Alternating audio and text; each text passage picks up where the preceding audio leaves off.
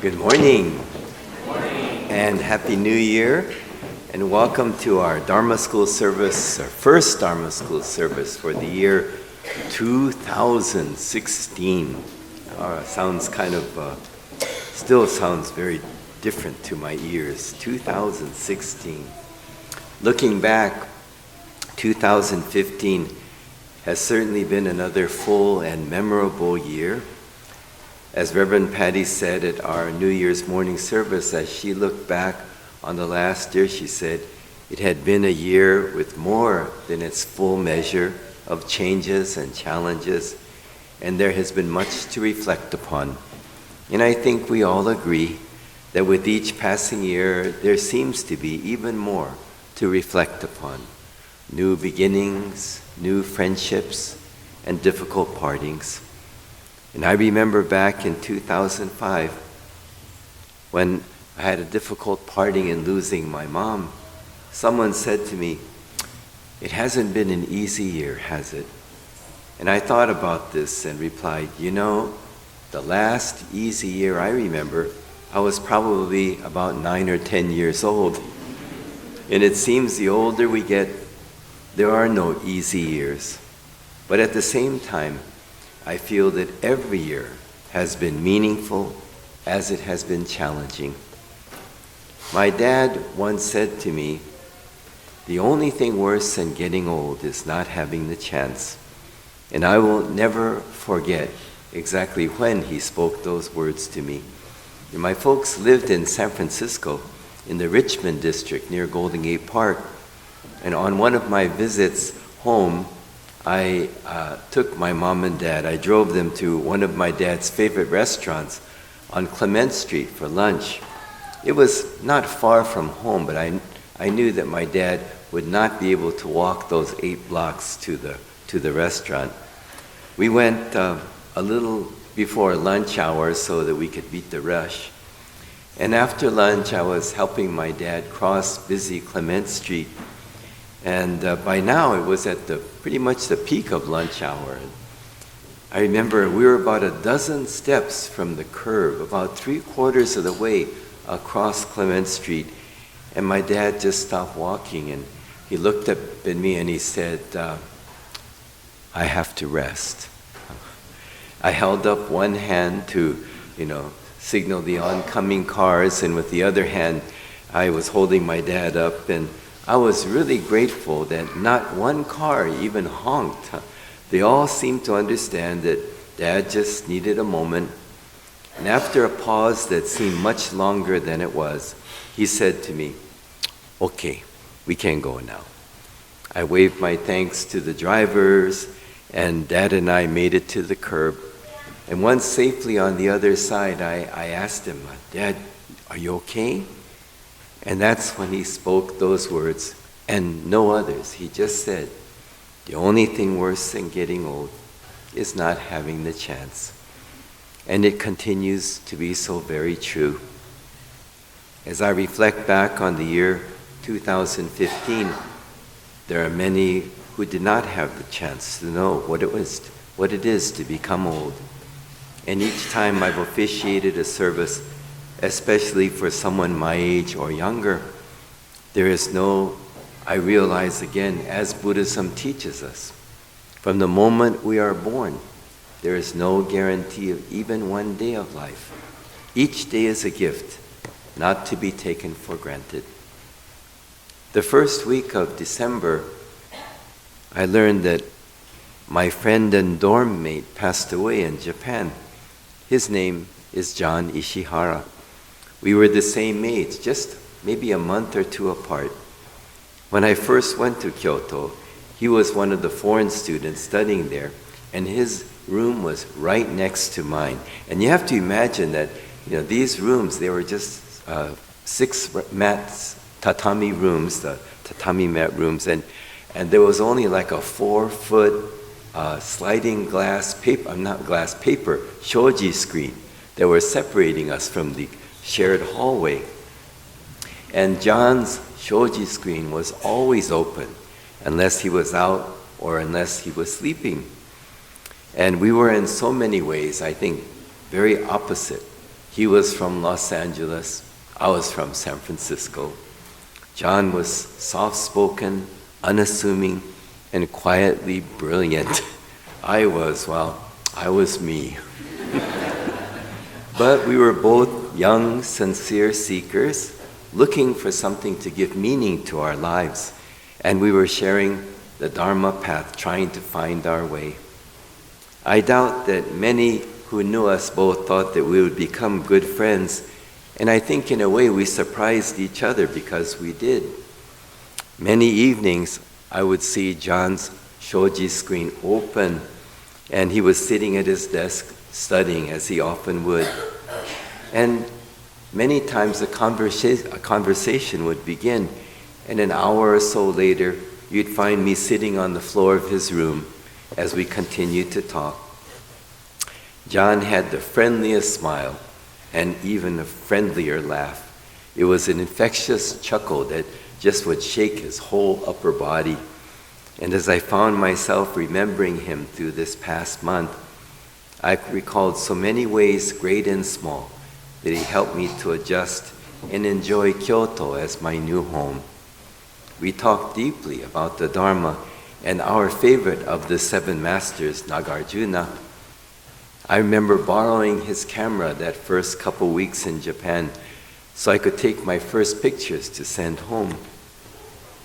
And I vividly recall one most unforgettable day. John showed me a new bus route from our dormitory called Wakoryo to Honganji, our mother temple. It was a bus ride that could have changed my life. I remember I was still new to Kyoto, and when we're new, as Jillian Ota, she's living in Japan now and going back to Osaka tomorrow.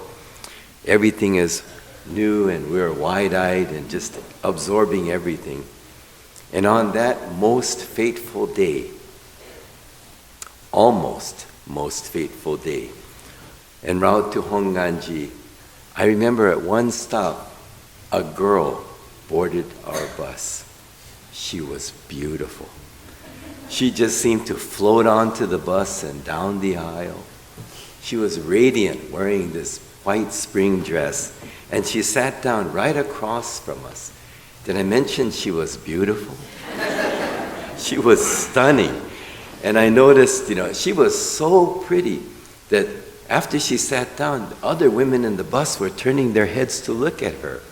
Now that's really attractive. And you can just picture the moment.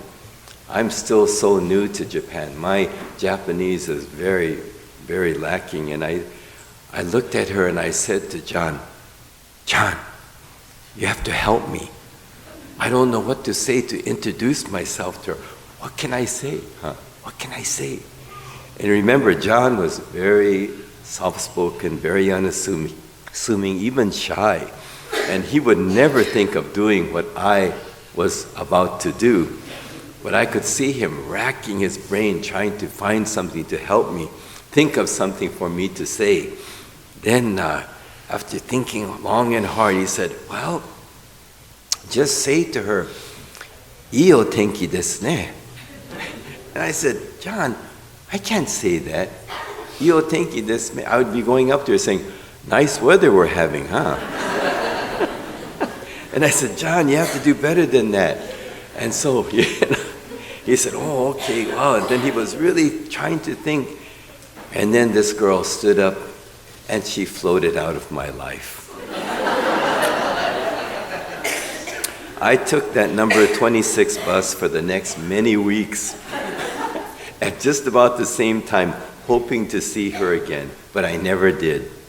And karmically looking back, John was one who really helped to save me so that I could become the missing piece to Patty's complete happiness.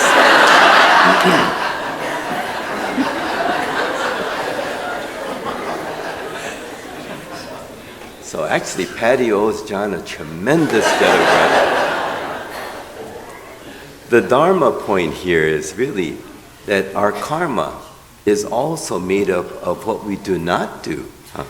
Our inaction is also an active part of the karma of our lives.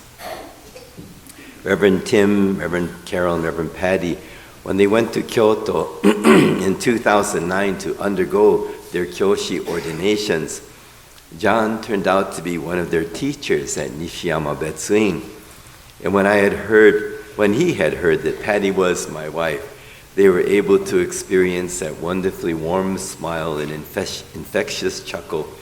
And Patty said that he would say over again, looking at her, smiling in disbelief, so you're Bob's wife. You married Bob. Each time with that smile and that laugh. And I'm so glad they were able to meet. Again, back in the time when our friendship was new, one evening I mentioned to John that I was interested in learning Aikido.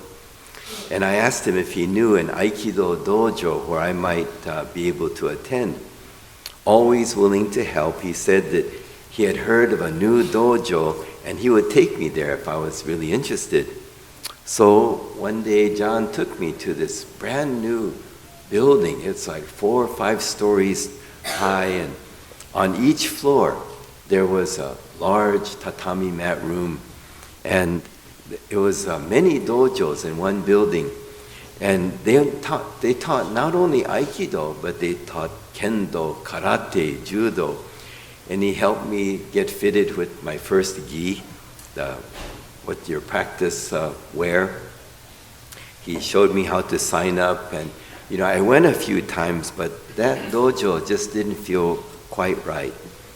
It was more like a martial arts factory, and each time a student went, there would be a punch card, and you would punch it in, and it would stamp the time, and at the end of the month you would be charged by the hours of your attending. And I just felt like, no, this was not the dojo for me. Weeks went by, and one evening John asked me how I was enjoying Aikido, and I felt bad telling him that, when I confessed I had stopped going. The dojo, I told him, just didn't feel right for me. Wasn't a good fit. Then he said, very hesitantly, he said, if you're still interested, I know another dojo, but it's not as nice, if you don't mind. I told him I was still interested, and one afternoon we met at Honganji, and we walked to a small wooden corrugated roof building near Kyoto train station. When we arrived, he showed me where to change, and to my surprise, John also changed.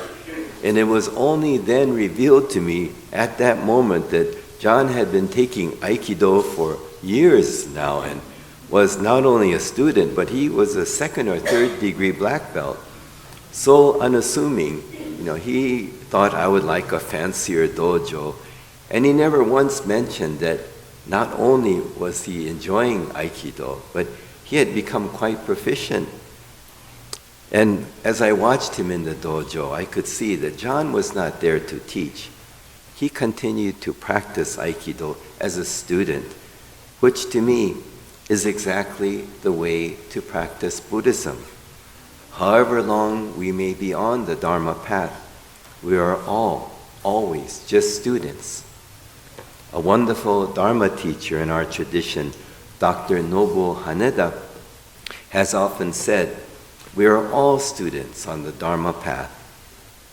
In studying the Dharma, there is for some reason, rarely mentioned but very well-known concept called a Zenjishiki. Zenjishiki means a good teacher and friend. And in living life, in pursuing the Dharma, we are fortunate to encounter Zenjishiki, good teachers and friends. Shinran Shonin described a Zenjishiki as a friend and teacher who guides us on the Dharma path. And I know I have been so fortunate to have had so many Zenjishiki, good teachers and friends, who are all just fellow students on the path of life, on the Dharma path. In a way, I think, thinking about my friend John and the changes we've had to live through in the past year, my talk today is small tribute to a wonderful friend and teacher, one of my Zenjishiki in life, John Ishihara, as I also quietly reflect upon the many friends that we've had difficult partings with in the past year. John was a soft-spoken, unassuming, and quietly brilliant, kind and caring, sincere seeker. He was my friend, and we can never have too many Zenjishiki, Dharma teachers and friends on our journey through life.